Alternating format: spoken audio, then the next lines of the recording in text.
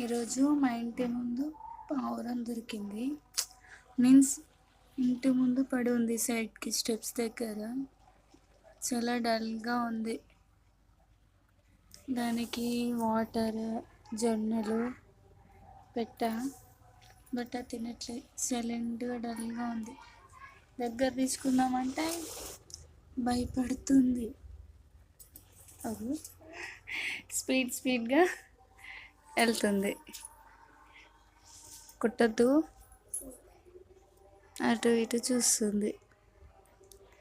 So ఇది మా పాప చూసి ఫుల్ హ్యాపీ ఫీల్ అవుతుంది పీజీ అని చూసి. పిల్లలకి హ్యాపీనెస్ అంటే పేరెంట్స్కి కూడా హ్యాపీనెస్.